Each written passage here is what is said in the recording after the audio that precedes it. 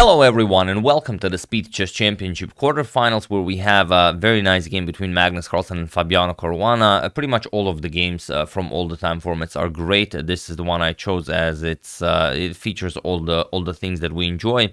And the two rivals, you all know them, the former, still the reigning World Chess Champion Magnus Carlsen, and the World Chess Championship challenger from 2018. Fabiano challenged Magnus for the title in London in 2018. He was unable to take the title away from Magnus, but he did draw all the classical games and then only succumbed to Magnus's wrath in the rapid section of the event. But now this is speed chess. For those of you who may not know, first we have an hour and a half of 5+1, then 60 minutes of 3+1, and then 30 minutes of 1+1, sort of a slower bullet, if you will. And yesterday, as Croatia was also playing Argentina, Magnus and Fabi started playing 1 hour before the Argentina-Croatia match, so I was able to upload that one game. But this is what I posted on Twitter. I asked who wins today, and 32% of people said Croatia and Magnus win, 5% said Croatia and Fabi win, 59% of people said Argentina and Magnus win, and 4% of people said Argentina and Fabi win out of the 4,316 people who voted. And do people know their stuff or what? But okay, let's check out the game, as it's really an awesome one, and then we're going to discuss everything that happened in the match. So Magnus has the white pieces, and he opens with e4. We have c5 by Fabi, going for the Sicilian defense, knight to f3, e6, and now c3, going for the Alapin variation, not going for a central breakthrough with d4, knight to f6, and now pawn to e5, knight to d5, and bishop to c4. d4 is still more popular, but bishop to c4 is what Magnus goes for, d6, and now pawn to d4. We have captures, bishop to e7, and both players castle. So castles, rook to e1, and now there are some games where knight to c6 was played. Also b6 is a known move, also d captures on e5 is a known move, but Fabi plays knight to d7, and it is now, as of move 9, that we have a completely new game. So let's see how Magnus plays this. He goes e captures on d6. Bishop captures and knight to c3 now. Fabi trades, knight captures, b captures, and now pawn to b6. And okay, Fabi already has a beautiful dark square bishop on this diagonal. He's going to put his bishop on b7, control this diagonal, and that could very, very well be a bishop pair from hell.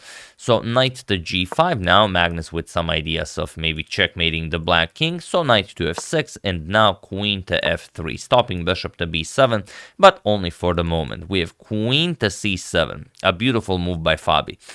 If you go for rook to b8, then bishop to d3, and then white will have a lot of counterplay. But after queen to c7, Fabi offers an entire rook, but it would be a mistake to capture it. If Magnus captures the rook, then there's bishop to b7. You don't even go after the bishop here. You play bishop to b7, and after queen captures on a7, now you play bishop captures on h2 with check, force the white king to a light square, and after king to h1 or king to f1, doesn't really matter, just bishop captures on g2 with check, and now the queen, of course, will hang. But it goes even deeper than that. King captures on g2, queen captures on a7, and now if you could capture on h2, it wouldn't be all that bad. You would have a significant compensation. But after king captures on h2, there's queen to c7 check, picking up the bishop on c4. So once the king moves, queen captures on c4, and now, as you can see, you would have sorry about that, a rook and a bishop for a queen, which is not really great compensation.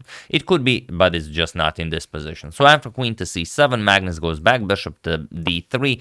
He doesn't want to do it, but I mean, there's nothing better, and of course you cannot capture on c3, otherwise bishop captures with check, picks up the black queen.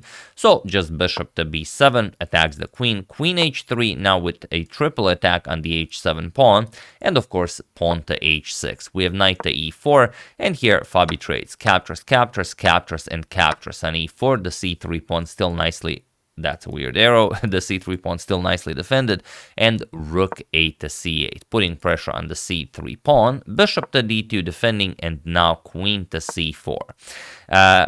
Just activating the queen will be controlling a lot more squares from here. And also, if you move the rook, then the a2 pawn will hang. So pawn to a4, king to h7, and now queen to f3 by Magnus. We have queen d5 now, not allowing the rook to move, and Magnus has to figure out how to play this because he really didn't get all that much out of the opening. But so far, he still hasn't lost a game. He went through the entire 5+1 section without losing a game, and still without a scratch. And he plays g3. He wants to play king to g2, move the rook, and offer a queen trade to Fabi.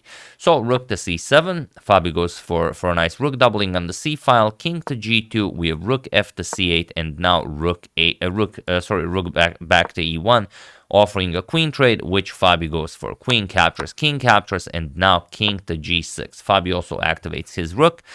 Magnus goes rook e to b1, preparing a5 as, there's an a and b pawn for Fabi, and there's only an a pawn for Magnus, so he wants to mess up that pawn structure. We have pawn to e5 by Fabi, a5, and now b captures on a5. We have rook captures on a5, and now e captures on d4. We have c captures on d4, and now rook to d7, preparing to go after that d4 pawn, bishop to e3, and now bishop to e7. And here Magnus played h4, and it's still a position that could really go either way. There's a passed d pawn for Magnus, there's a passed a pawn for Fabi, but here Fabi played pawn to h5, and this is the first real chance Magnus gets in the game, because he really didn't get all that much out of the opening. So what did Fabi miss with playing pawn to h5? Feel free to pause the video and try to exploit this inaccuracy while I give you a couple of seconds.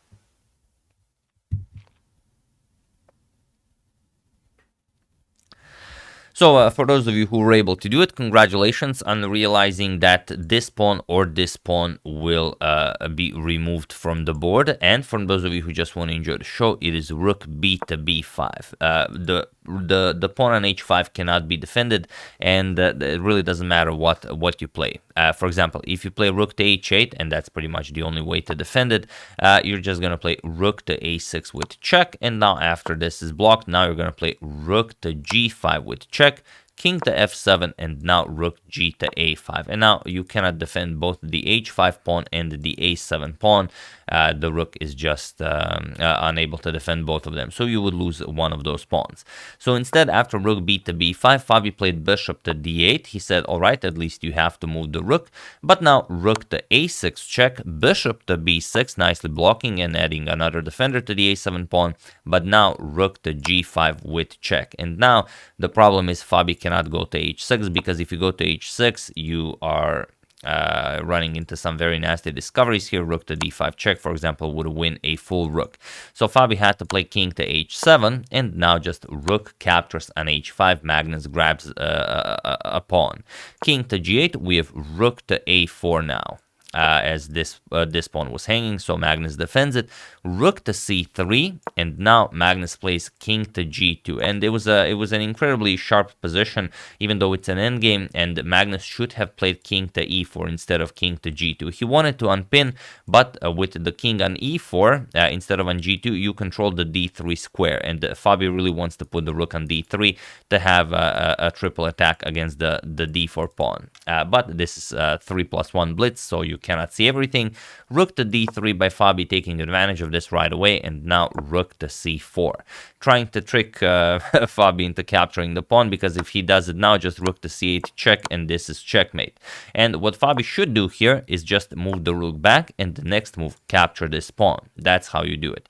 But Fabi played g6, and this gives Magnus all sorts of ideas on how to harass that black king. He plays rook to c8 with check, king g7, and now rook h to h8, preparing bishop to g5, which will control f6 and h6, and then some checkmating ideas with rook c to g8 come to mind. And here we have king to f6. The problem is if you go for bishop captures on d4 now, while you could do it, look at this, bishop to g5, like we said, now you have to play f6 to prevent checkmate, but now bishop h6 check, king to f7, and rook to h7 check, king to e6 guarding the d7 square, and now rook to e8 with check, king d6, now bishop to f4 check, and after you block this with bishop to e5, now bishop captures, pawn captures, and rook captures on d7, king captures and rook captures on e5. You're up only one pawn, but this is a weak pawn, this is a weak pawn, and the white pawns are much too strong. The king cannot cross the e-file, so this is too easy to win for white. So that's the problem with capturing the pawn now. So Fabi goes king to f6, but now rook c to e8, cutting off the king from the e-file.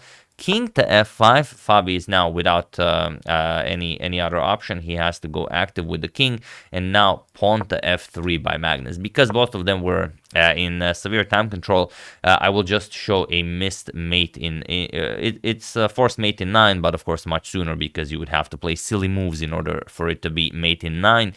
Rook to e5 check, you force the king back, bishop g5 check, you force the king back, and now rook e to e8, and now there is no f6 and there is no move you can play, you are just getting checkmated. If f6 now, doesn't really matter, just bishop h6 check, king to f7, and now as the rook is on the e-file, this will be checkmate. Also one of the reasons why Magnus put the rook to the e-file. But he missed it, he played pawn to f3, and now he allows this exchange sacrifice, which keeps Fabi in the game, but only for a little bit. Rook captures on e3 was played, rook captures on d4, and now pawn to g4 check, king to f4, and rook to e2, stopping any checks here. Pawn to f5 by Fabi, Magnus trades, captures, and now a spectacular move by Magnus, rook to f8, threatening the nastiest of ideas, and Fabi misses it. But even if he didn't, there's really not all that much to play for with white here. With black here, you're down the exchange, and also the passed h pawn is just too strong. Fabi played rook to d3. He wanted to win the f3 pawn, but now, of course, you all see it. Magnus delivered it. It is truly a spectacular move. Rook to e4, a beautiful mate in 1. And of course, this means that he also won the game. So really a wild game, and every game from this match was wild. If you really want, I could show another one because they were just brutal. It was not easy to watch Fabi struggle like this, because in the end, out of the 26 games that were played, Fabi only got 4 points. So the final result is 22 to 4 in Magnus's favor, and those 4 points did not come into existence by Fabi winning games. It was actually 8 draws. So Fabi did not win a single game, and Magnus at some point even got 10 wins in a row, which in chess the terminology is called adoption, if someone doesn't know. So if you adopt someone, that means you have defeated them 10 times in a row. And usually you will see this on Leechess or on chess.com. If someone plays against a weaker opponent, then they will win 10 times in a row against them. But against a former World Chess Championship challenger, winning 10 games in a row, that's, I don't know, that's pretty much a Magnus exclusive territory. I don't know if anyone else could pull that off. But yeah, Magnus wins the 5+1 section with a result of 6-2. He wins the 3+1 with a result of 7-1. And he wins the bullet section with a result of 9-1. So absolutely crushing it in every time format. And for those of you who are interested, here is what's going on in the Speed Chess Championship. So Nakamura defeated Levon, and he will be facing Nihal Sarin in the semifinals, who has defeated Ding Liren. And Nakamura defeated Levon pretty badly, 15.5 to 8.5. Nihal defeated the Ding also with a pretty fine score with 17 to 9. But Magnus crushed Caruana 22 to 4, which is, I believe, so far unseen in the Speed Chess Championship history, I believe. I could be wrong, but I've never seen this. So we'll see what happens in the Wesley So versus Maxime Vachier-Lagrave quarterfinal, who will face Magnus in the semifinal, and who will in the end emerge victorious to play for everything in the final. Will we get another Magnus versus Hikaru match, or will it be something else? We'll have to wait and see. So yeah, that's the game. Hope you guys enjoyed it. Brilliant stuff by Magnus as usual. Like he said, once he returned home and he started playing well, he just started playing much better than he played for the past like 3 months for some reason. But yeah, really hope you enjoyed it. I would like to thank Logan Dobe, Jeff Graves, Francis Sayre, Benjamin Ritchie, and Timothy Rosan for your contribution to my channel. Thank you a lot. I really appreciate it. As usual, you can check 2 of my previous videos here. Thank you for watching, and I will see you soon, continuing to check up on your wonderful suggestions and whatever else happens in the chess world. So thank you all. I will see you soon, and have an excellent rest of your day. And I just realized I haven't updated my interface for some reason, even though it's the same one from the previous game. I just messed up the donations and the quote above the board. So there you have it. What? Okay. Yeah, sorry about that. Just give me a few more seconds. This is does not happen very often. There we go. Yeah, this is the quote from the previous one. Yeah, I used the Anish quote for this one.